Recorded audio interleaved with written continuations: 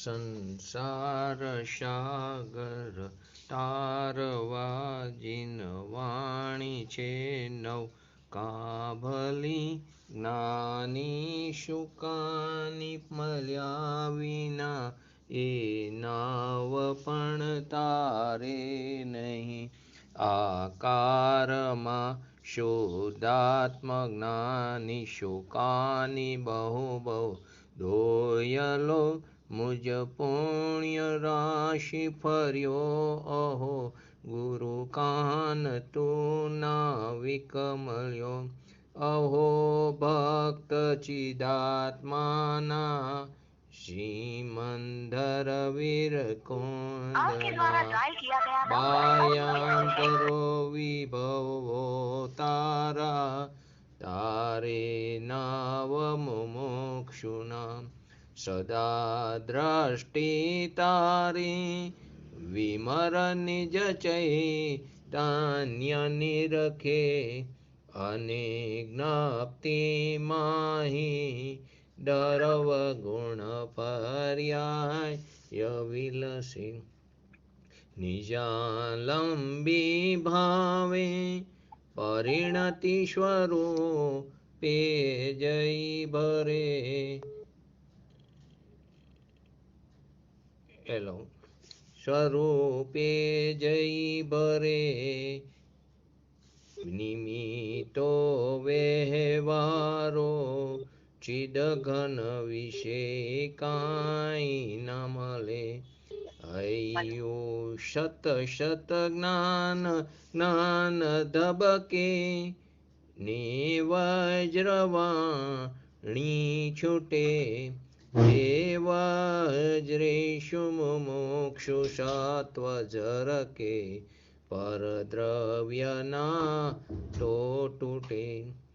રાગ દ્વેષ રુચે ન જંપ ન વરે ભાવેન્દ્રિમાં અંશમાં તંકોત કિર્ણય કંપ જ્ઞાન મહિમા હૃદયે રહે સર્વદા. નીતે શુદ્ધા શરણચંદ્ર તને નમો. કરુણા અકારણ સમુદ્ર તને નમો. હે જ્ઞાન પોષક સુમેઘ તને નમો. આદાશના જીવન શિલ્પી તને નમો. ઊંડી ઊંડી ઊંડેથી સુખ નિધિ સતના વાયુની તે વહંતી વાણી ચિન્મૂર્તિ તારી. ઉરયનુભવના સૂક્ષ્મ ભાવે ભરેલી. ભાવો ઊંડા વિચારી અભિનવ મહિમા શીતમાં લાવી આવી. ખોયેલું રત્ન પામું મનરત મનનો પૂરજો શક્તિશાળી. ખોયેલું રત્ન પામું મનરત મનનો પૂરજો શક્તિશાળી. નમો રિંગટણ નમો સિદ્ધણ નમો આયર્યણમ નમો વજ્યાયણમ નમો લોહી શવશાવણમ.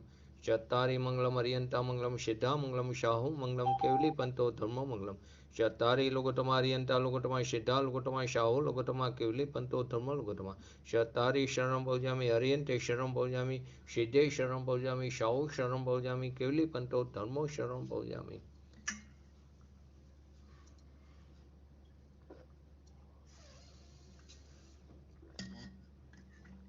આપણે 13મું ગુણસ્થાન સહયોગ કેવરી ગુણસ્થાન તેના અંતર્ગત આપણે 3 દિવસથી સમોસરણનું વર્ણન ચાલતું હતું જે પૂરું થયું. તો 13મું ગુણસ્થાન જે સંયોગ કેવરી ગુણસ્થાન છે તેની પરિભાષા શું હતી કે ઘાતી જે સ્વતતુષ્ય છે ઘાતી કર્મો તેના ક્ષયના કાળમાં જે ઔદૈહિક અજ્ઞાનનાશક અને અસહાય કેવર જ્ઞાનાદિ એવી નવલબ્ધિ સહિત જે પરમાત્મા સંજ્ઞાને પ્રાપ્ત થાય છે તેવા જીવને તે પ્રાપ્ત થતા જે જીવ છે તેને યોગ સહિત જે વિતરાગ દશા છે તેને સંયોગ કેવરી ગુણસ્થાન કહેવામાં આવ્યું. હવે આમાં અજ્ઞાન બે પ્રકારનું હતું.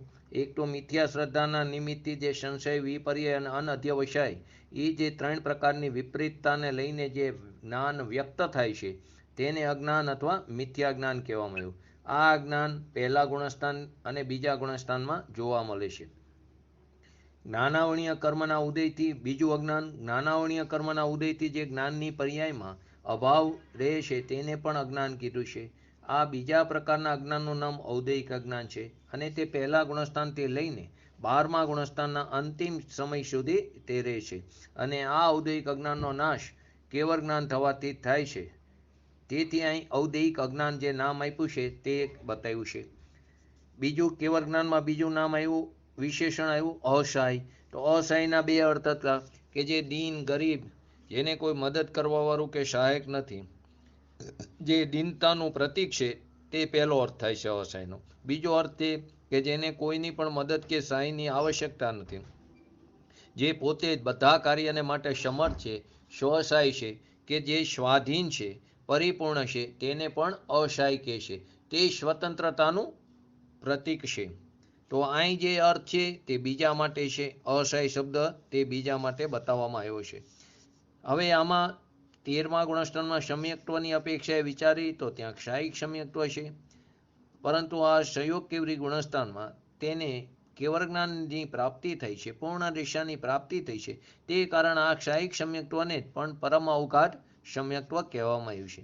ચારિત્ર અપેક્ષાએ અહીં પરમ યથાખ્યા ચારિત્ર છે કે જે ક્ષીણમો ગુણસ્થાનમાં શ્રદ્ધા અને ચારિત્ર ગુણનું જે પૂર્ણ નિર્મળ પરિણમન થવાને લીધે જે યથાખ્યા ચારિત્ર હતું, હવે તે 13મા ગુણસ્થાનમાં કેવળ જ્ઞાનના નિમિત્તે તે ચારિત્રને શું કીધું?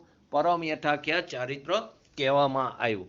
પછી આગળ આવ્યો આપણે કાર અપેક્ષાએ વિચાર. તો કે કાર અપેક્ષાએ જે વિચાર છે તેની અંદર જગન્યકાર, ઉત્કૃષ્ટકાર અને મધ્યમકાર. તો જે જગન્યકાર છે તેમાં અંતર્મુહૂર્ત, જે એનો જગન્યકાર કેટલો? અંતર્મુહૂર્ત. એમાં તીર્થંકર સંયોગ કેવરીને નહીં લેવાના. બાકીના જેટલા પણ કેવરી છે તે ઓછામાં ઓછું તે 13મા ગુણસ્થાનમાં એક અંતર્મુહૂર્ત રહે છે. તેનાથી ઓછું તે રહેતા નથી. તેનાથી ઓછા કાર અવધિમાં તે 13મામાંથી 14મામાં ગમન કરી શકતા નથી.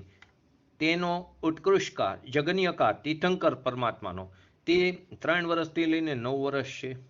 ઉત્કૃષ્ટકારની અંદર ગર્ભકાર સહિત 8 વર્ષ તથા 8 અંતર્મુહૂર્ત ઓછા એવું એક પૂર્વ જે કોટિકાર છે તે તેના 13મા ગુણસ્થાનનો દીર્ઘ એટલે ઉત્કૃષ્ટકાર કીધો. તે કેવી રીતે કીધું? કે જે એક પૂર્વ કોટિની ઉત્કૃષ્ટ આયુનો ધારક જે કર્મભૂમિનો જે શ્રેષ્ઠ મનુષ્ય છે તેને ગર્ભકાર સહિત 8 વર્ષને અંદર તેની સમ્યક દર્શનની પ્રાપ્તિ થાય છે 8 વર્ષે, અને પછી 8 અંતર્મુહૂર્તની અંદર તે 13મા ગુણસ્થાનને પ્રાપ્ત કરે છે. તે જિનેન્દ્ર ભગવાન પોતાની મનુષ્યના અંત સુધી દિવ્ય ધ્વનિની ઉપદેશ તકું તે વિચાર કરે છે. મધ્યમકાર તે એક અંતર્મુહૂર્તથી લઈને 8 વર્ષ અને 8 અંતર્મુહૂર્ત ઓછા એવી પૂર્વ કોટી આયુ તે વચ્ચેના જેટલા પણ સમય છે તે બધા તેના મધ્યમકાર થયા. તો સમ્યક્ત્વ અપેક્ષાએ વિચાર આવ્યું, ચારિત્ર અપેક્ષાએ વિચાર આવ્યું અને કાર અપેક્ષાએ. હવે ગમનાગમન. તો ગમન ક્યાં થાય છે? તો કે આ શકલ પરમાત્મા જે 13મા ગુણસ્થાનવાળા સંયોગ કેવરી ગુણસ્થાનવાળા જે જીવ છે તેનું નિયમપૂર્વક 14મા ગુણસ્થાનમાં એટલે અયોગ કેવરી ગુણસ્થાનમાં જ ગમન થાય છે. આગમન તો તે માત્ર 12મા ગુણસ્થાનથી 13મા ગુણસ્થાનમાં તેનું આગમન થાય છે. વિશેષ અપેક્ષા. તો વિશેષ અપેક્ષામાં પહેલો ભેદ જે સંયોગ કેવરી પરમાત્માને તીર્થંકર નામ કર્મનો ઉદય છે તેમને જન્મના દશ, તીર્થંકર પ્રકૃતિ નામ કર્મના ઉદયના નિમિત્તથી તેમને સમોસરણની રચનાના કાળમાં કેવળ જ્ઞાનના 10 અતિશય, દેવકૃતના 14 અતિશય અને 8 પ્રતિહાર્ય, આ બધા થઈને 42 તેમને અતિશયોનો સહજ એમને સંયોજ હોય છે. જન્મના 10, તીર્થંકર પ્રકૃતિ નામ કર્મના ઉદયના નિમિત્તે સમોસરણની રચનાના જે કાર છે તેમાં કેવળ જ્ઞાનના 10 અતિશય, દેવકૃત 14 અતિશય અને 8 પ્રતિહાર્ય, બધું થઈને 42 અલૌકિક તેમને અતિશયોનો સહજ સંયોગ હોય છે. બીજી વિશેષ અપેક્ષા, બધા સંયોગ કેવરી પરમાત્માને ક્ષાયી જ્ઞાનાદિ અનંત ચતુષ્યની પ્રાપ્તિ નિયમથી હોય છે. તેની અંદર જ્ઞાન, દર્શન, ચારિત્ર આદિ બધું આવી ગયું. વીર્ય તો કે ક્ષાયી જ્ઞાનાદિ અનંત ચતુષ્યની પ્રાપ્તિ નિયમથી હોય છે. તેમાં દર્શન, જ્ઞાન, ચારિત્ર અને વીર્ય તે આવી ગયું. જ્ઞાનની સાથે સુખ છે, તેથી તે પણ કેવું થયું? અનંત થયું. ત્રીજું, સામાન્ય મનુષ્યની જેમ સંયોગ કેવરીને કવરાહાર હોતો નથી. જે અમુક જૈન મતમાં કેવરીને કવરાહાર માને છે તેવું નથી. સામાન્ય મનુષ્યોની જેમ સંયોગ કેવરીને કવરાહાર નથી હોતો, પરંતુ તેમને નો કર્મ આહાર હોય છે. નો કર્મનો આહાર હોય છે, જેનાથી પરમ ઔદારિક શરીરની સ્થિતિ દીર્ઘકાળ સુધી એક સરખી રહેશે. અને જે પરમ ઔદારિક શરીરની રચના થઈ છે તે સ્થિતિ, તેનો દીર્ઘકાળ, જે ઉત્કૃષ્ટ કાળ છે, ત્યાં સુધી એક સરખી બની રહેશે. અને ત્યાં તે જે સામાન્ય કેવરી હોય કે મુખ કેવરી હોય, ઉપસર્ગકૃત કેવરી હોય કે કોઈ પણ પ્રકારના કેવરી હોય, તે રોગ તથા જન્મ મરણ આદિ 18 પ્રકારના દોષથી રહિત હોય છે. અને ત્યાં અશાતાજન્ય બાધાઓ પણ હોતી નથી. એટલે કે સામાન્ય મનુષ્યની જેમ અહીં કૌલાહાર નથી, પરંતુ કયો હાર છે? નો કર્મહાર. જેને કારણે પરમ ઔદારિક જે શરીર છે તેની સ્થિતિ એક સરખી બની રહેશે તે અંત સુધી. ચોથી વિશેષ અપેક્ષા, સંયોગ કેવરી પરમાત્મા ઘણા પ્રકારના છે. પંચ કલ્યાણકવાળા, 3 કલ્યાણકવાળા, 2 કલ્યાણકવાળા, પંચ કલ્યાણકવાળા તીર્થંકર કેવરી, 3 કલ્યાણકવાળા તીર્થંકર કેવરી, 2 કલ્યાણકવાળા તીર્થંકર કેવરી, મુખ કેવરી, અંતકૃત કેવરી, ઉપસર્ગ કેવરી, સામાન્ય કેવરી, સમુદ્રઘાત કેવરી, સાતિશ્ય કેવરી, આવા અનેક પ્રકાર તેના હોય છે.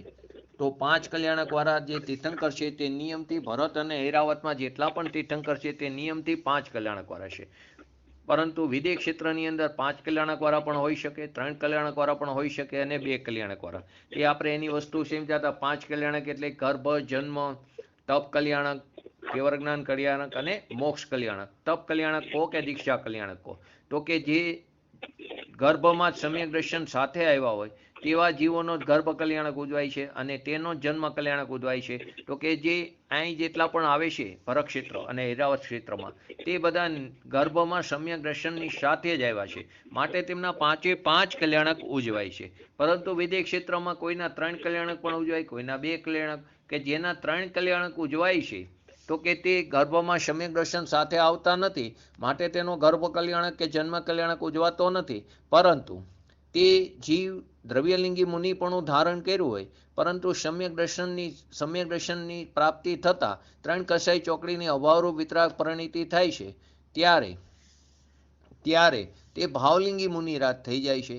તે ભાવલિંગી મુનિરાજ થાય ત્યારે તેનું દીક્ષા કલ્યાણક ઉજવાય છે. એટલે કે તેને દીક્ષા કલ્યાણક હોય છે.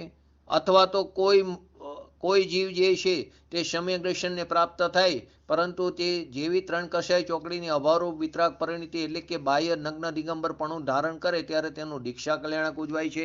તેનું કેવર જ્ઞાન કલ્યાણક અને મોક્ષ કલ્યાણક. અને 2 કલ્યાણક, તો કે જે જીવ દ્રવ્યલિંગી મુનિપણું ધારણ કર્યું છે પણ સમ્યક દર્શન નથી પ્રાપ્ત થયું, અને પછી સમ્યક દર્શન પ્રાપ્ત થાય છે મુનિપણું લીધા પછી, તો તેનું દીક્ષા કલ્યાણક ઉજવાતું નથી. તેને ખાલી 2 જ કલ્યાણક ઉજવાય છે, કેવર જ્ઞાન કલ્યાણક અને મોક્ષ કલ્યાણક. તો આ 3 કલ્યાણક અને 2 કલ્યાણક વાળા જીવો જે છે, એવા જે મુનિરાજ છે, એવા જે તીર્થંકર ભગવાન છે, તે જે જગ્યાએ સામાન્ય રીતે તીર્થંકર નથી તેવા ખંડમાં તેનો તે હોય છે. એટલે કે 160માંથી 160 જે ખંડ છે આર્યખંડ, તે 160 આર્યખંડ વિદેહ ક્ષેત્રમાં, તેમાંથી 20ને છોડીને બાકીના 140 ખંડમાં તે હોય છે આ 2 કલ્યાણકવાળા અને 3 કલ્યાણકવાળા. આવા 160 તીર્થંકર એક સાથે અજીતનાથ ભગવાનના સમયમાં થયા હતા.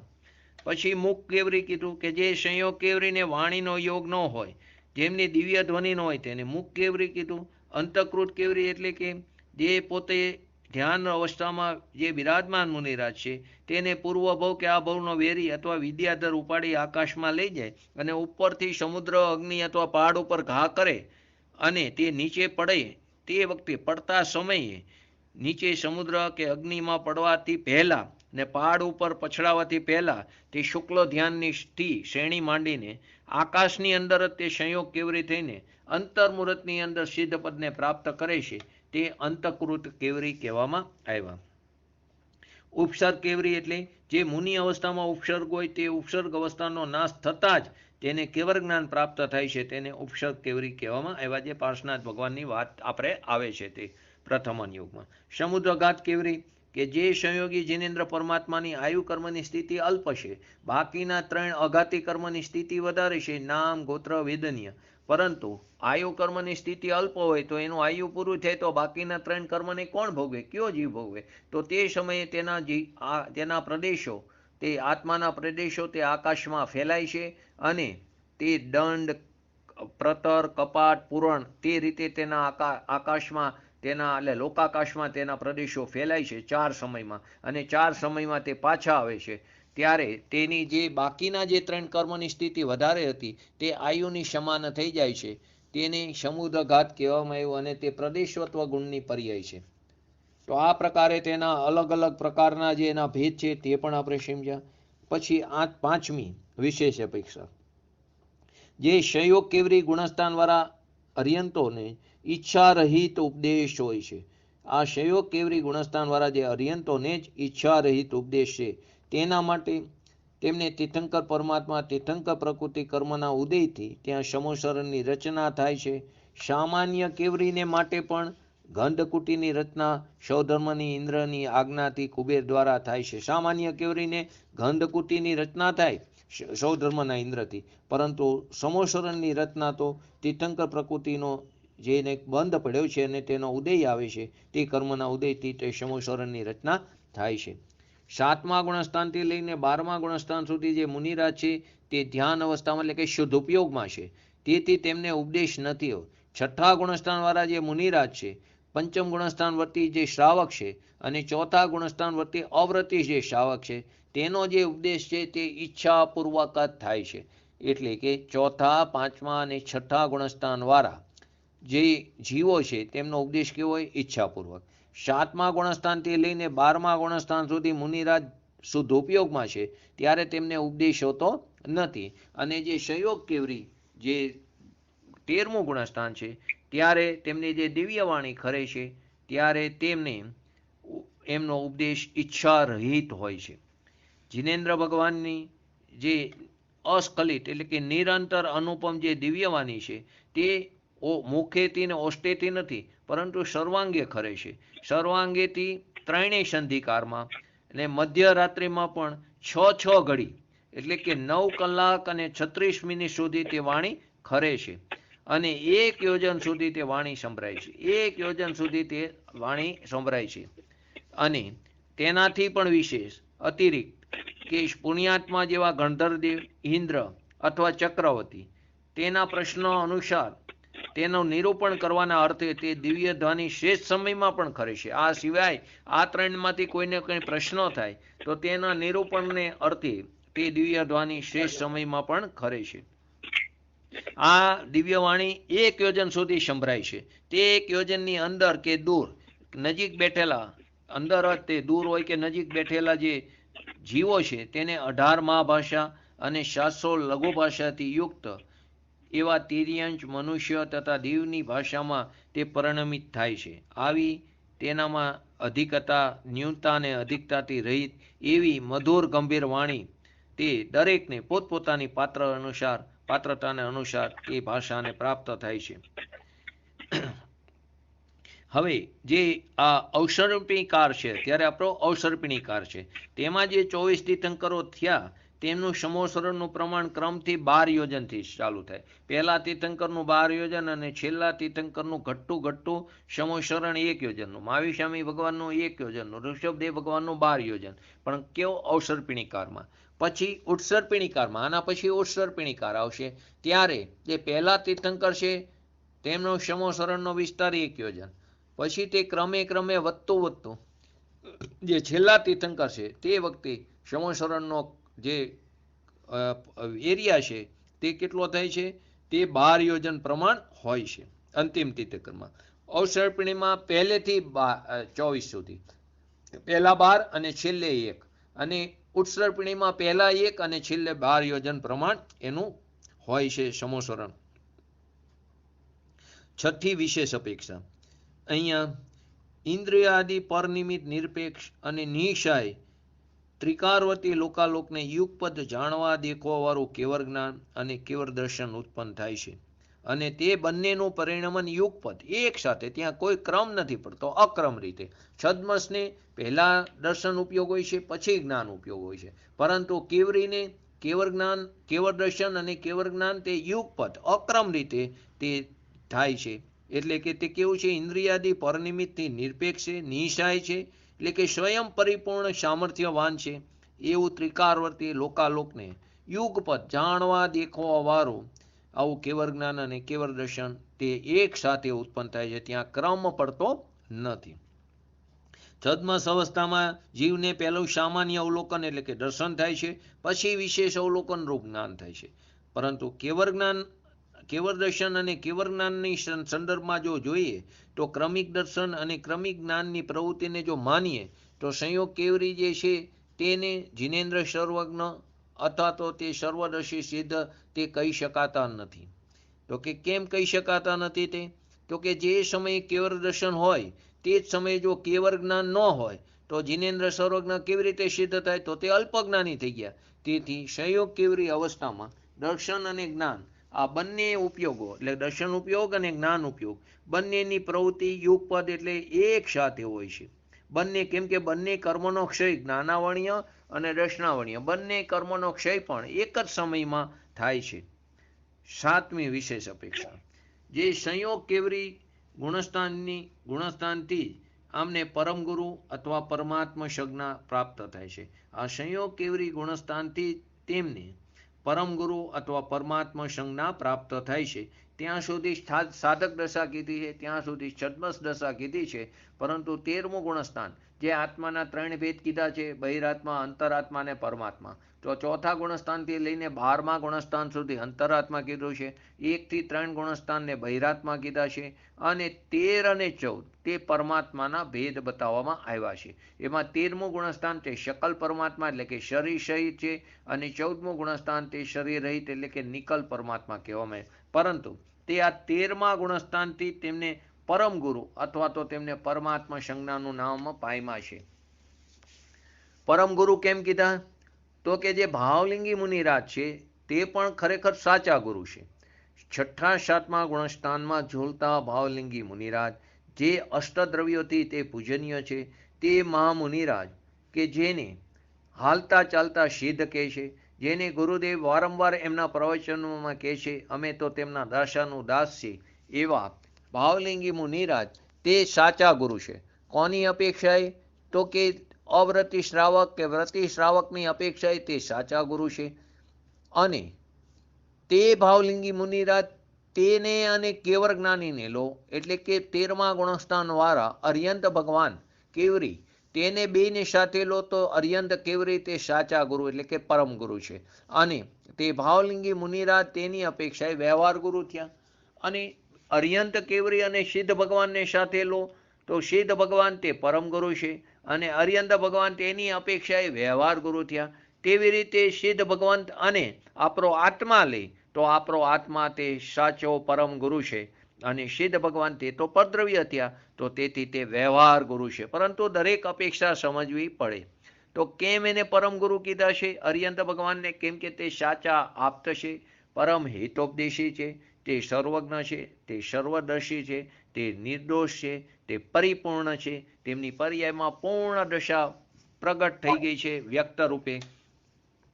માટે આ સંયોગ કેવરી ગુણસ્થાનથી જ તેમને પરમ ગુરુ અથવા પરમાત્મા સંજ્ઞા પ્રાપ્ત થાય છે. કઈ ડિસ્ટર્બ આવે છે? આ સંયોગ કેવરી ગુણસ્થાનથી તેમને પરમ ગુરુ અને પરમાત્મા સંજ્ઞા પ્રાપ્ત થઈ. 8મી વિશેષ અપેક્ષા, સમ્યક્ત્વના 10 ભેદમાંથી આ સંયોગ કેવરીનું સમ્યક્ત્વ પરામૌઘાત કહેવામાં આવે. આમનું સમ્યક્ત્વ કેવું કહેવામાં આવે? સમ્યક્ત્વના જે 10 ભેદ છે તેમાંથી અહીં સંયોગ કેવરીનું જે સમ્યક્ત્વ છે તેને પરમૌઘાત કહેવામાં આવ્યું છે. કેમ કે અત્યાર સુધી જે 12મા ગુણસ્થાન સુધી મુનિરાજને કેવા કહેવામાં હતા? અલ્પજ્ઞ અથવા તો છદ્મસ્ત કહેવામાં આવ્યા હતા. કોની અપેક્ષાએ? 13મા ગુણસ્થાનની અપેક્ષાએ. કઈ અપેક્ષાએ? કે ત્યાં જ્ઞાનાવર્ણ્ય નિમિત્તની અપેક્ષાએ, જ્ઞાનાવર્ણ્ય દર્શનાવર્ણ્ય અંતરાય કર્મનો ઉદય છે તેની અપેક્ષાએ તેની અપેક્ષાએ તે જ્ઞાનને ઔદૈક જ્ઞાન કહેવામાં આવ્યું હતું. અજ્ઞાનના બે ભેદ લીધા હતા ને, તો કે 12મા ગુણસ્થાન સુધી તે અજ્ઞાનને ઔદૈક જ્ઞાન, પરંતુ કઈ અપેક્ષાએ કે કેવળ જ્ઞાનની અપેક્ષા, અથવા તો જ્ઞાનાવણીય, દર્શનાવણીય, અંતરાય કર્મના ઉદયના નિમિત્તથી જે અજ્ઞાન એટલે કે જે જ્ઞાનનો અલ્પ ઉઘાડ છે, એટલે કોની અપેક્ષાએ? કેવળ જ્ઞાનની અપેક્ષાએ જે જ્ઞાનનો અભાવ છે તેને ઔદૈક અજ્ઞાન કહેવામાં આવ્યું છે.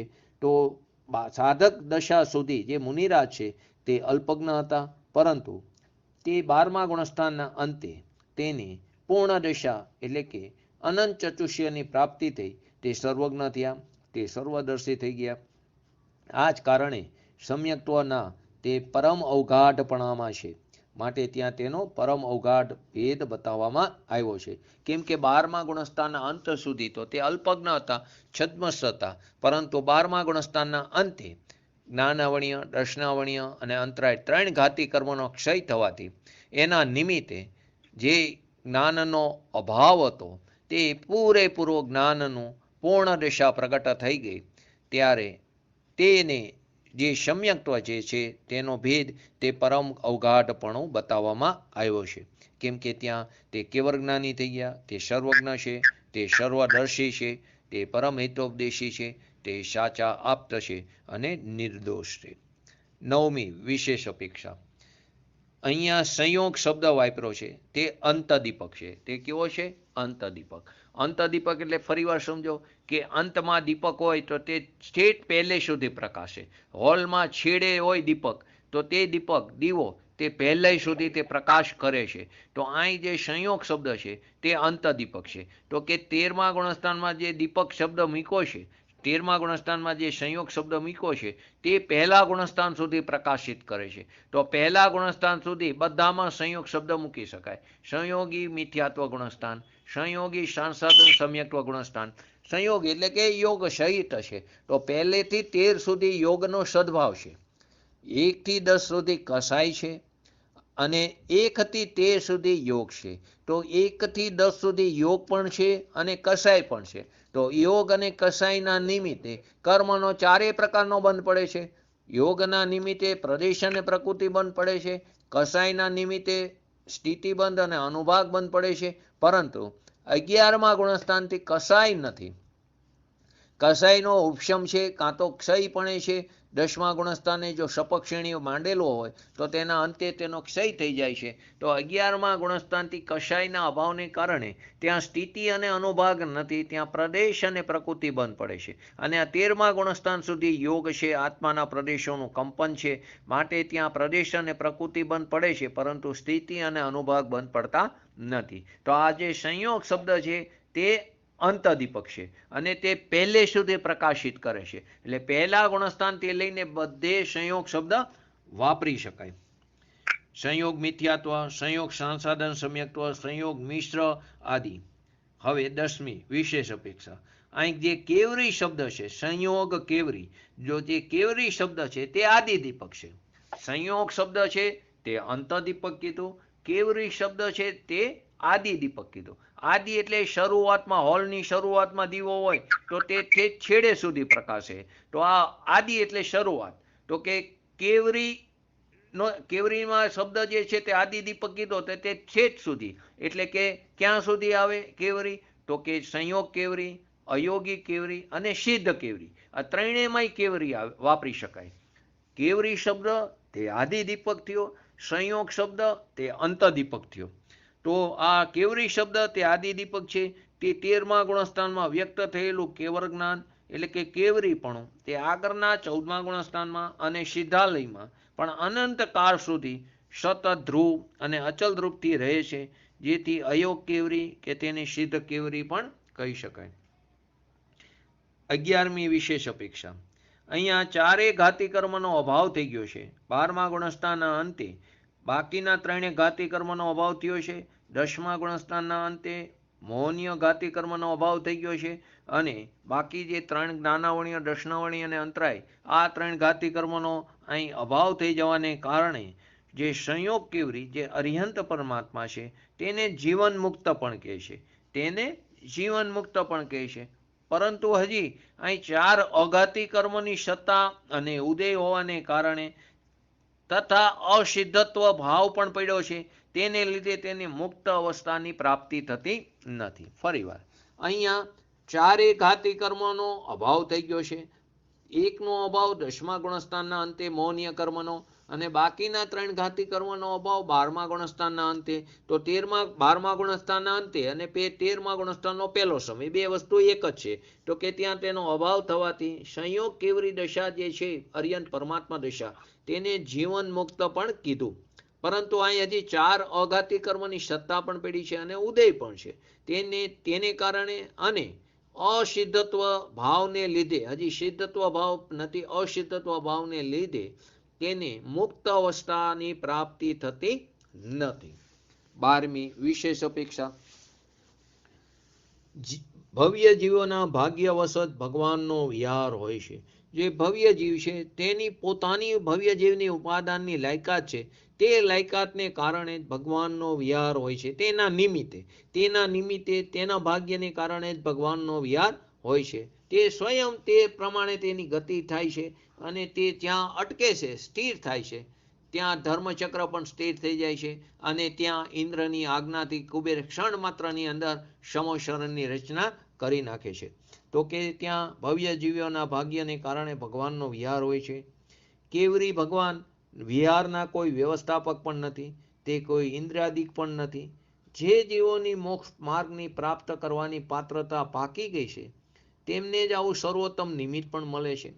એટલે કે ભગવાનને ઈચ્છા નથી, કેવરી ભગવાનને વિહારની ઈચ્છા, એની ઈચ્છાને કારણે વિહાર થતો નથી. તે કોઈ વિહારના વ્યવસ્થાપક નથી, તે તેના કોઈ સંચાલક નથી, કોઈ ઇન્દ્ર આદિ પણ તેના સંચાલક નથી. બધું સ્વયં ચાલી રહ્યું છે, બધું નિરાવલંબન છે. તો કે જે જીવોની મોક્ષ માર્ગની પ્રાપ્ત કરવાની જે પાત્રતા છે તે એકદમ પાકી ગઈ છે, તેમને જ આવું સહજ સર્વોત્તમ નિમિત્ત પણ મળે છે. તેથી જ પાત્ર જીવોની તરફ ભગવાનનો વિહાર, તેમના માટે ઉપદેશ પણ સ્વયં થાય છે. પાત્ર જે જીવો છે તે તરફ જ ભગવાનનો વિહાર પણ સ્વયં થાય છે અને તે ભગવાનનો ઉપદેશ પણ, તેમના માટે ઉપદેશ પણ કેવો થાય? સ્વયં થાય છે. સમોસરણની રચના પણ સ્વયં થાય છે, તેનો ઉપદેશ પણ સ્વયં થાય છે. માટે પંડિત દોલતરામજીએ કીધું છે કે ભવી ભાગન વચ્ચ જોગે વસાય તુમ ધ્વનિ, કે જે ભવી જીવ છે તેને જ આ ઉત્કૃષ્ટ નિમિત્ત મળે છે. આવું ઉત્કૃષ્ટ નિમિત્ત આપણે પણ અનંતવાર મળ્યું છે, પરંતુ તે નિમિત્ત ક્યારે કહેવાય? કે જો આપણે કાર્ય કરી તો. માટે આપણે કાર્ય કર્યું નથી તો આપણા માટે તેના ઉપર નિમિત્તનો આરોપ પણ આવી શકતો નથી. બાકી આપણે પણ અનંતવાર આવા સમોસરણની રચના જોઈ, અનંતવાર ઉત્કૃષ્ટ આવું નિમિત્ત મળ્યું. આનાથી ઉત્કૃષ્ટ નિમિત્ત 3 લોકમાં કોઈ નથી, એવું ઉત્કૃષ્ટ નિમિત્ત મળ્યું. આવી ઉત્કૃષ્ટ દિવ્યવાણી મળી કે જેની અંદર તત્વનો પૂરેપૂરો નિચોડ છે, જેની અંદર વસ્તુ સ્વરૂપનું પૂરેપૂરા રહસ્યો ખુલી ગયા છે. તેવી દિવ્યવાણી પણ આપણને અનંતવાર એનો સંયોગ મળ્યો, પરંતુ તે વાણી સાંભળી પરંતુ અમલમાં મૂકી નહીં. તો આપણે અત્યારે પણ આવું કરી રહ્યા છીએ કે જે કંઈ આપણે ગુરુદેવના પ્રવચનો અથવા કોઈ જ્ઞાની ભગવંતોના પ્રવચનો સાંભળી છે અથવા તો આપણે સાથે મળીને સ્વાધ્યાય કરી છે, પછી આપણે તેનું તત્વનું ચિંતન મનન કરતા નથી અથવા તો પોતાના સ્વના લક્ષ્ય તે વાતને વિચારતા નથી. તો આ બધી વસ્તુ તો ધારણા જ્ઞાન છે, ક્ષયોક્ષમ જ્ઞાન છે. તો આ દેહ છૂટશે તેની સાથે આ બધું ચાલ્યું જશે. માટે જ ગુરુદેવ અને જ્ઞાની ભગવંતો વારંવાર કહે છે, આ તારું ધારણા જ્ઞાન છે તેને દ્રઢ ધારણા જ્ઞાનમાં પલટ. જો તારું દ્રઢ ધારણા જ્ઞાન થઈ જશે, ભલે આ સમયે તને જો સમ્યક જ્ઞાન ન થઈ શકે તારા પુરુષાર્થની નબળાઈને કારણે, પરંતુ તારું ધારણા જ્ઞાન જો દ્રઢ થશે તો જે નેક્સ્ટ પર્યાય મળે છે તે નેક્સ્ટ પર્યાયમાં તને શીઘ્ર ને શીઘ્ર ફરી સાચા દેવગુરુ શાસ્ત્રનું શરણ મળશે અને અહીં જે તારી અધૂરી સાધના છે તે સાધના તેમના નિમિત્તે પોતાના સ્વભાવના આશ્રય તું પૂરી કરીશ. માટે આ ધારણા જ્ઞાન છે તેને દ્રઢતામાં ફેરે તો જ તારા તે સંસ્કારો આગળ કામ આવશે. બાકી તો બધો આ દેહની સાથે છૂટી જાય છે. માટે ભવ્ય તો ત્યારે કહેવાય કે જો કાર્ય કરી તો. 13મી વિશેષ અપેક્ષા. 13મી વિશેષ અપેક્ષામાં 5 ઇન્દ્રિય પ્રાણોનો તથા મનોબળનો વિનાશ તો ક્ષીણમો ગુણસ્થાનના અંતમાં થઈ જાય છે. 5 ઇન્દ્રિય પ્રાણોનો 10 પ્રાણ છે ને, 5 ઇન્દ્રિય પ્રાણ અને મનોબળ એટલે છઠ્ઠું, તેનો વિનાશ તો ક્ષીણમો ગુણસ્થાનમાં અંતમાં થઈ જાય છે. હવે રહ્યું વચનબળ અને શ્વાસોશ્વાસ, તે પ્રાણનો એટલે 6 ને 2 8, વચનબળ અને શ્વાસોશ્વાસ એ પ્રાણનો વિનાશ સંયોગ કેવરીના અંતિમ અંતર્મુહૂર્તમાં, એનું જે છેલ્લું અંતિમ અંતર્મુહૂર્ત હોય છે ત્યારે તેનો વચનબળ અને શ્વાસોશ્વાસ પ્રાણનો પણ વિનાશ થઈ જાય છે. એટલે 5 ઇન્દ્રિય પ્રાણ, છઠ્ઠું મનોબળ, સાતમું વચનબળ, આઠમું શ્વાસોશ્વાસ. હવે કાયબળનો વિનાશ તે સંયોગ કેવરીના અંતમાં થાય છે. જ્યારે તેનો અંત થાય છે ત્યારે તેની કાયબળનો વિનાશ થાય છે. એટલે 9મો પ્રાણ અને 10મો પ્રાણ આયુ પ્રાણ, તે આયુ પ્રાણનો વિનાશ તે અયોગ કેવરી ગુણસ્થાનના અંતમાં થાય છે. ફરીવાર 10 પ્રાણ છે. કેટલા છે? 10 પ્રાણ. દ્રવ્ય પ્રાણ કેટલા છે? 10. તો જે 10 દ્રવ્ય પ્રાણ છે તેમાં 5 ઇન્દ્રિય પ્રાણ તથા જે મનોબળ જે પ્રાણ છે તેનો વિનાશ ક્યાં થઈ જાય? ક્ષીણમો એટલે 12મા ગુણસ્થાનના અંતમાં થઈ જાય છે. પછી વચનબળ અને જે શ્વાસોશ્વાસ એ જે 2 પ્રાણ છે તેનો વિનાશ એનો અભાવ ક્યારે થાય? કે સંયોગ કેવરીના અંતિમ અંતર્મુહૂર્તમાં, છેલ્લું અંતર્મુહૂર્ત બાકી હોય ત્યારે થાય છે. પછી કાયબળ, એ કાયબળનો વિનાશ તે સંયોગ કેવરીના અંતમાં થાય છે. તેનો છેલ્લે અંત થાય છે ત્યારે તેને કાયબળનો એટલે એ કાયબળ નામના પ્રાણનો ત્યાં વિનાશ થાય છે. અને છેલ્લે આયુ પ્રાણ 10મો, તે આયુ પ્રાણનો વિનાશ તે છેલ્લો 10મો પ્રાણ દ્રવ્ય પ્રાણ તેનો વિનાશ અયોગ કેવરી એટલે કે 14મા ગુણસ્થાનના અંતમાં થાય છે. 13માના અંતમાં અને 14મા ગુણસ્થાનના પહેલા સમયમાં જ આત્માના બધા પ્રદેશ તે સ્થિર થઈ જાય છે. એટલે કે અકંપ થઈ જાય, તે કંપવાનું બંધ થઈ જાય. કેમ કે યોગ નથી ને, યોગ એટલે આત્માના પ્રદેશોનું કંપન કીધું. હવે આત્માના પ્રદેશોનું કંપન નથી થઈ જતું, બધા પ્રદેશો કેવા થઈ જાય? સ્થિર થઈ જાય. એટલે કે અકંપ, એટલે જેને અયોગ કેવરી કીધું. તો સ્થિર થાય છે એટલે કે અકંપ થવાથી શરીર જે છે તેનાથી કિંચિત ન્યૂન આકારવાળા થઈ જાય છે. આત્માના બધા પ્રદેશ સ્થિર થઈ જાય છે એટલે કે અકંપ થાય છે. તેને કારણે શરીર જે છે તેનાથી કિંચિત ન્યૂન આકારવાળા થઈ જાય છે.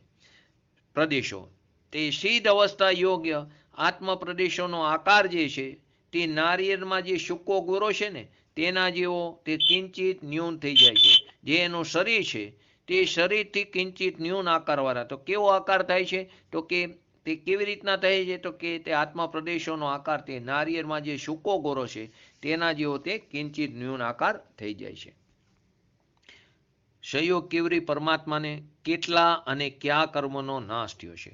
સંયોગ કેવરી પરમાત્મા 13મા ગુણસ્થાનમાં કેટલા અને કયા કર્મનો નાશ? કર્મનો નાશ તેની પોતાની યોગ્યતાથી થાય છે, પરંતુ ભૂમિકા અનુસાર તે વખતે તેને બહારમાં પણ આ કર્મોનો કેટલા અને કયા કર્મોનો તેને નાશ થયો છે? તો સંયોગ કેવરી પરમાત્મા એટલે કે 13મા ગુણસ્થાનમાં અરિયન પરમાત્માની અવસ્થામાં નવા એક પણ કર્મ પ્રકૃતિનો નાશ થતો, નવી એક પણ કર્મ પ્રકૃતિનો નાશ નથી થતો. જે કોઈ જોઈન્ટ હોય, હું હમણાં 5 મિનિટમાં આઉટ થઈ જઈશ એટલે મને જોઈન્ટ કરી દેજો. 13મા ગુણસ્થાન વર્તી જે અરિયન પરમાત્માની અવસ્થામાં નવી એક પણ કર્મ પ્રકૃતિનો નાશ નથી થતો. તો એની અંદર આપણે એક વસ્તુ સમજવા જેવી છે. નવા એક પણ કર્મ પ્રકૃતિનો નાશ 13મા ગુણસ્થાનમાં નથી થતો. તો કે તેનું આપણે સમજી તો કે જ્ઞાનાવર્ણીય 4 ઘાતી કર્મની કુલ કેટલી પ્રકૃતિ છે? તો કે તેની કુલ 47. જ્ઞાનાવર્ણીય, દર્શનાવર્ણીય, મોહનીય અને અંતરાય. જ્ઞાનાવર્ણીયની 5, દર્શનાવર્ણીયની 9, 9 ને 5 14, મોહનીયની કેટલી? 28, 14 ને 28 42 અને 5 અંતરાયની, એટલે ટોટલ 47 પ્રકૃતિ. બરાબર. અને એનો નાશ 13મા ગુણસ્થાનના પહેલા યથાસ્થાને થઈ ચૂક્યો છે. તેનો નાશ ક્યારે થઈ ગયો? 13મા ગુણસ્થાનના પહેલા સમયે અથવા 12મા ગુણસ્થાનના અંતિમ સમયે. તો કે ત્યાં જ્ઞાનાવર્ણીય 4 ઘાતી કર્મની 47 પ્રકૃતિનો નાશ તેના પહેલા સમયે થઈ ગયો છે. અઘાતી કર્મ જે છે, અઘાતી કર્મની 16 પ્રકૃતિનો ત્યાં નાશ થાય છે. કેટલી? 16. એટલે 47 ને 16 63 પ્રકૃતિનો ત્યાં એને નાશ થયો. તો કઈ 16 પ્રકૃતિ તેમને નથી થતી? તો કે નરક આયુ, તિર્યંચ આયુ, દેવ આયુ. આ 3 આયુ કર્મનું અસ્તિત્વ જોવામાં આવતું નથી. નરક આયુનું, તિર્યંચ આયુનું અને દેવ આયુ. આ 3 આયુ કર્મનું ત્યાં અસ્તિત્વ જોવામાં આવતું નથી. નામ કર્મની નરક ગતિ, નરક ગત્યાનુપૂર્વી, તિર્યંચ ગતિ, તિર્યંચ ગત્યાનુપૂર્વી, 2 ઇન્દ્રિય, 3 ઇન્દ્રિય, ચતુન્દ્રિય, ઉદ્યોત, આતાપ, એકેન્દ્રિય, સાધારણ, સૂક્ષ્મ, સ્થાવર. આમ આયુ કર્મની 3 અને નામ કર્મની 13. ફરીવાર જે 16 પ્રકૃતિ કીધી ને અઘાતી કર્મની, તેમાં નામ કર્મની કેટલી? આયુ કર્મની કેટલી? 3. નરક આયુ, તિર્યંચ આયુ અને દેવ આયુ. અને નામ કર્મની 13. તો નામ કર્મની કઈ 13?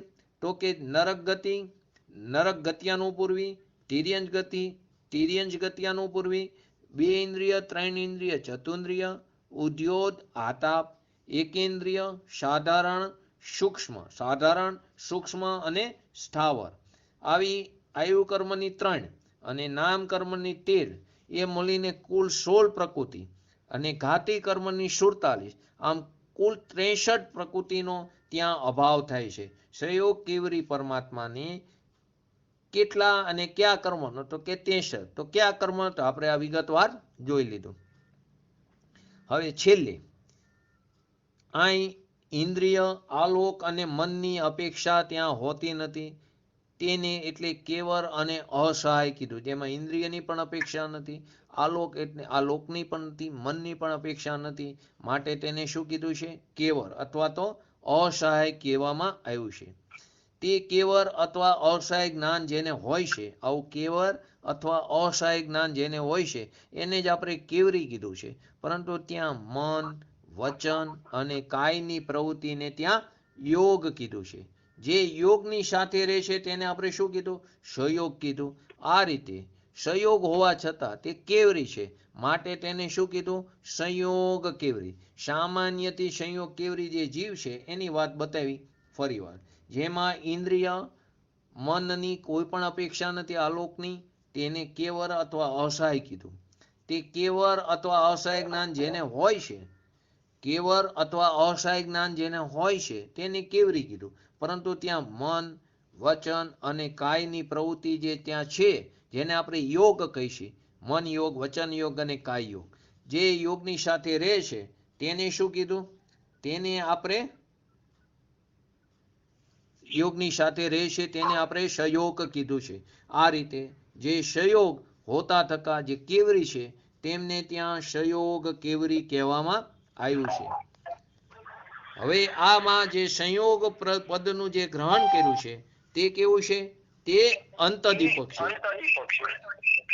તે અંતદીપક છે. તે અંતદીપક છે. માટે સંયોગ પદનું જે ગ્રહણ કર્યું છે તે અંતદીપક હોવાથી તે નીચેના બધા ગુણસ્થાનમાં તે સંયોગપણાનું 2 મિનિટ.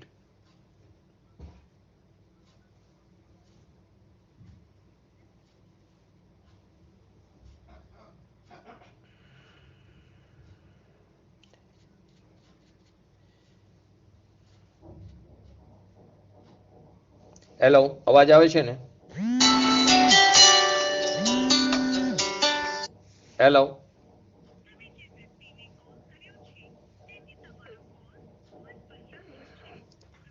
હેલો, અવાજ આવે છે ને? અવાજ આવે છે? હેલો, હેલો, હેલો, આવ્યો ને અવાજ? હા હા હા, એક જ મિનિટ હો, ચાલુ રાખજો.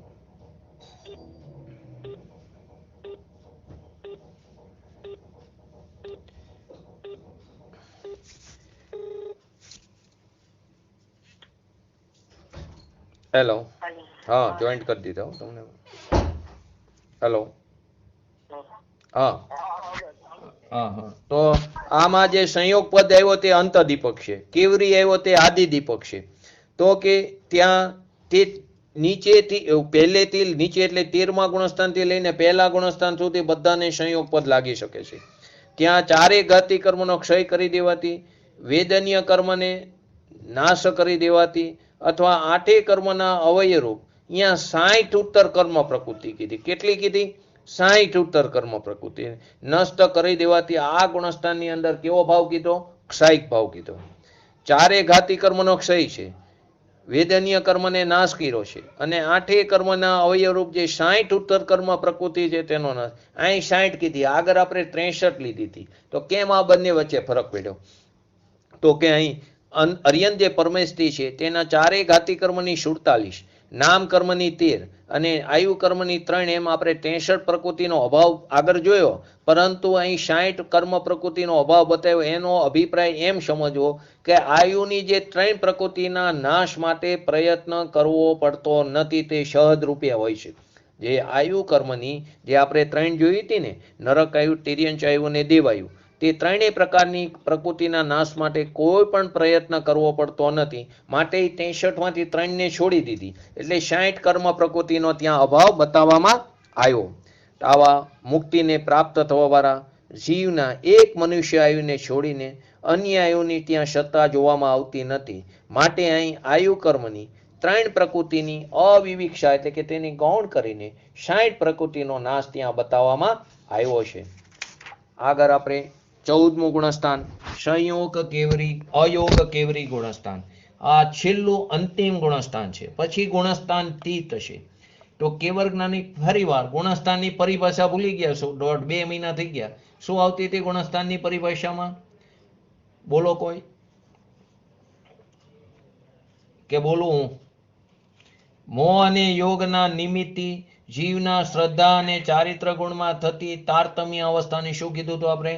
ગુણસ્થાન. મોહ અને યોગના નિમિત્તે જીવના શ્રદ્ધા અને ચારિત્ર ગુણમાં તારતમ્ય એટલે હીન અધિક અવસ્થાને શું કીધું હતું આપણે? ગુણસ્થાન. આ છેલ્લું ગુણસ્થાન અયોગ કેવરી ગુણસ્થાન. જ્યાં યોગ પણ નથી, ત્યાં આત્માના પ્રદેશોનું કંપન પણ થતું નથી, ત્યાં અકંપ દશા છે, તે અયોગ કેવરી ગુણસ્થાન. જ્યાં હજી પણ અઘાતી કર્મો પડેલા છે, અઘાતી કર્મો હજી ત્યાં પણ પડેલા છે. અહીં 85 કર્મ પ્રકૃતિનો ક્ષય થાય તે 14મા ગુણસ્થાનમાં. આ અયોગ કેવરી તે અંતિમ ગુણસ્થાન છે. કેવર જ્ઞાન સાથે રહેવા વાળું આ બીજું ગુણસ્થાન. સંયોગ કેવરી અને અયોગ કેવરી બેયને કેવરી કીધા. તો અહીં કેવર જ્ઞાન સાથે રહેવા વાળું આ બીજું ગુણસ્થાન છે. શપક શ્રેણીના જે 4 ગુણસ્થાન બાદ પ્રાપ્ત થવા વાળું આ બીજું ગુણસ્થાન. શપક શ્રેણી પછી એના 4 ગુણસ્થાન પછી આ બીજું ગુણસ્થાન છે. વિતરાગી 4 ગુણસ્થાનમાં આ છેલ્લું ગુણસ્થાન. 11મા ગુણસ્થાનથી લીધું ને, 11 વાળો વિતરાગી, 12 વાળો વિતરાગી, 13 વાળો વિતરાગી અને 14 વાળો વિતરાગી. તો એમાં આ કયું છે? છેલ્લું ગુણસ્થાન ત્યાં બતાવવામાં આવ્યું છે. કેવર જ્ઞાન આદિ અનંત ચતુષ્ય સહિત અર્યંત પરમાત્માનું પણ આ બીજું ગુણસ્થાન છે. કેવર જ્ઞાન આદિ જે અનંત ચતુષ્યની જે પ્રાપ્તિ થાય છે તે સહિત અર્યંત પરમાત્માનું પણ આ કેવું છે? બીજું ગુણસ્થાન છે. યોગ રહિત અર્થાત અયોગ રૂપ દશાવાળું આ પહેલું ગુણસ્થાન. આ એક જ ગુણસ્થાન છે. ફરીવાર અહીં કેવું ગુણસ્થાન ક્યાંથી ક્યાં લીધું? તો કે અયોગ કેવરી આ છેલ્લું ગુણસ્થાન. કેવર જ્ઞાન સાથે રહેવા માટે બીજું. કેવર જ્ઞાનમાં 13મું ગુણસ્થાન પણ કેવર જ્ઞાન સાથે છે અને 14મું પણ. શપક શ્રેણીના 4 ગુણસ્થાનની બાદ આ પ્રાપ્ત થવા વાળું આ બીજું. પહેલું સંયોગ કેવરી અને આ બીજું અયોગ કેવરી. વિતરાગી જે 4 ગુણસ્થાન છે 11, 12, 13 અને 14, તેમાં આ છેલ્લું ગુણસ્થાન છે. પછી કેવર જ્ઞાન આદિ જે અનંત ચતુષ્ય સહિત જે અર્યંત પરમાત્મા દિશાની પ્રાપ્તિ થાય છે તેમાં પણ આ બીજું ગુણસ્થાન છે. પછી યોગ રહિત એટલે કે અયોગ દશા વાળું આ એક જ ગુણસ્થાન છે. 13મા ગુણસ્થાનની જેમ અહીં પણ જ્ઞાન છે, સુખ છે, ચારિત્ર આદિ કેવું છે? અનંત રૂપ છે. એટલે અયોગ કેવરી ગુણસ્થાન પણ सकल परमात्माનું જ નામ છે, પરંતુ અહીં નિકલ પરમાત્મા કીધા છે. सकल પરમાત્માનું અયોગ કેવરી, પરંતુ અહીં શરીર નથી, માટે તેને શું કીધું? શરીર નથી તે અપેક્ષાએ તેને નિકલ પરમાત્મા કહેવામાં આવ્યો. યોગનો નાશ થતા જ સહયોગ કેવરી પરમાત્મા જ અયોગ કેવરી. યોગોનો નાશ થયો છે. મન યોગ, વચન યોગ, કાય યોગ બધાનો નાશ થતા જે સહયોગ કેવરી પરમાત્મા દશા છે તે જ અયોગ કેવરી કહેવાય છે.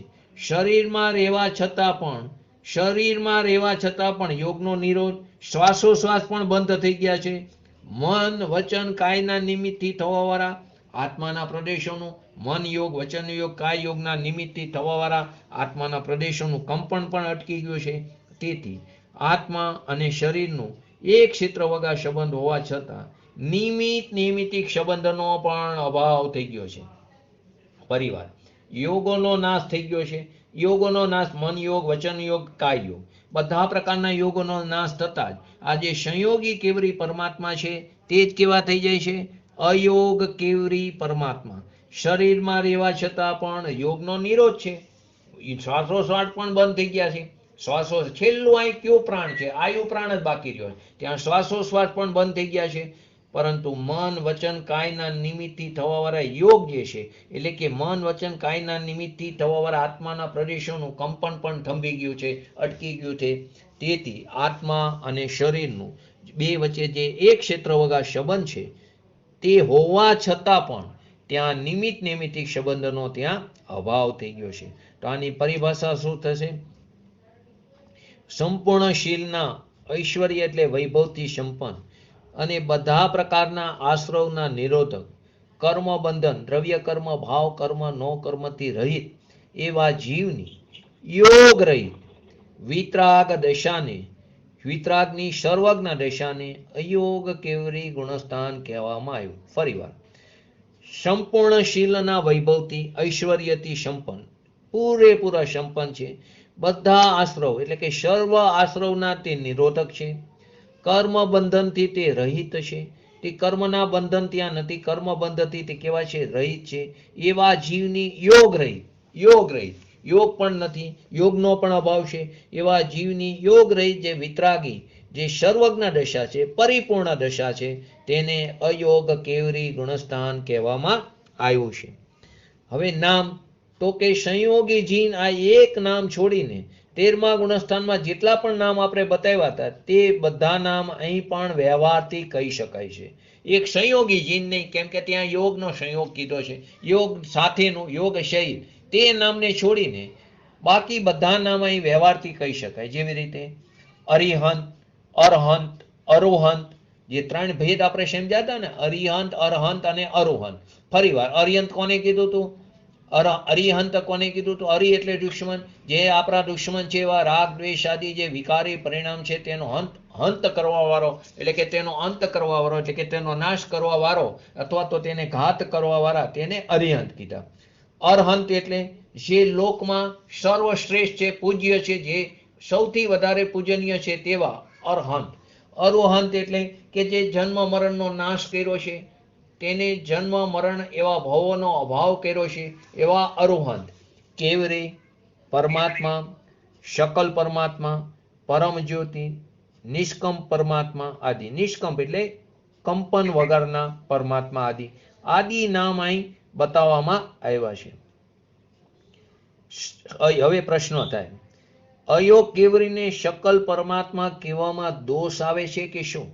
અયોગ કેવરીને શકલ પરમાત્મા કહેવામાં દોષ આવે કે શું?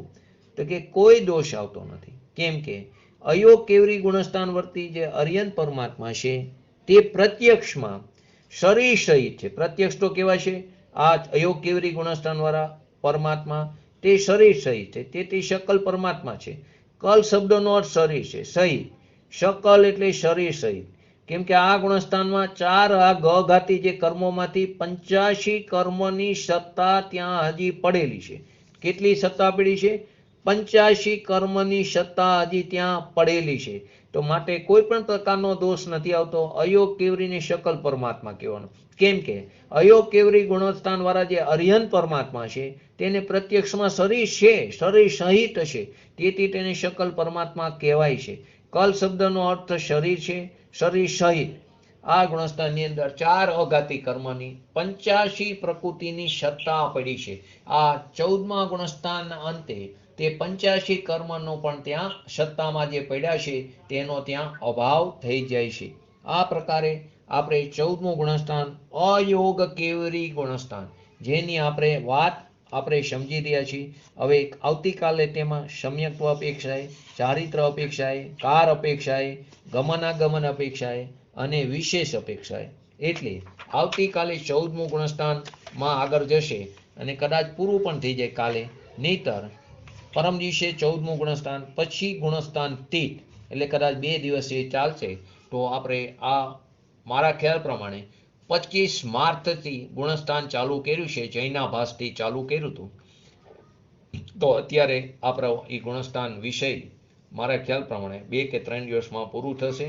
તો 2 વખત મેં પ્રયત્ન કર્યો હતો ગુણસ્થાનનો, આપણે ત્યાં સ્વાધ્યાયમાં મંદિરે, જીન મંદિરમાં, પરંતુ 6ઠા 7મા ગુણસ્થાનથી આગળ જઈ શકતા નહોતા. કોઈને કોઈ કારણસર ઈ સ્વાધ્યાય અટકતો હતો અને બીજા વિષય ઉપર આપણે ચાલુ થઈ જતો હતો સ્વાધ્યાય. તો આ વખતે કોરોનાના નિમિત્તે આપણને નવી એક દિશા મળી ફ્રી કોન્ફરન્સ કોલની. તે નિમિત્તે આપણે આ ગુણસ્થાનનો સ્વાધ્યાય પૂરેપૂરું ડીપમાં જઈને કર્યો.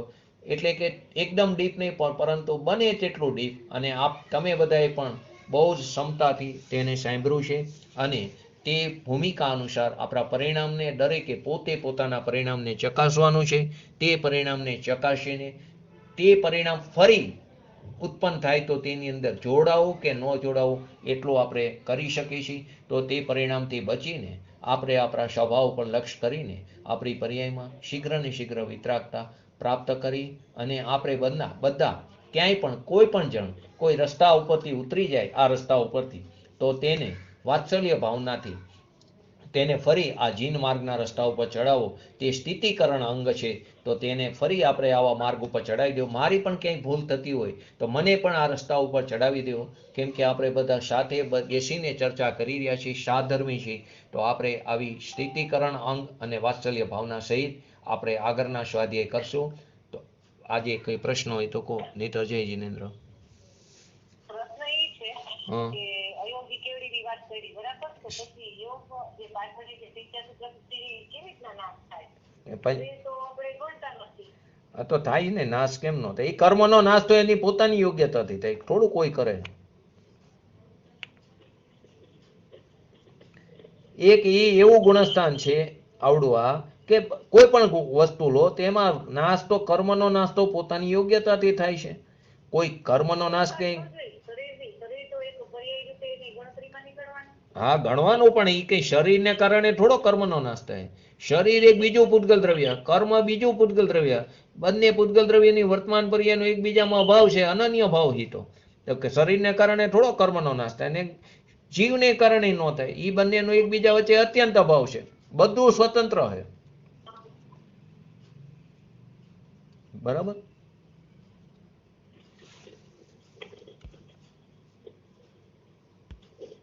બોલ.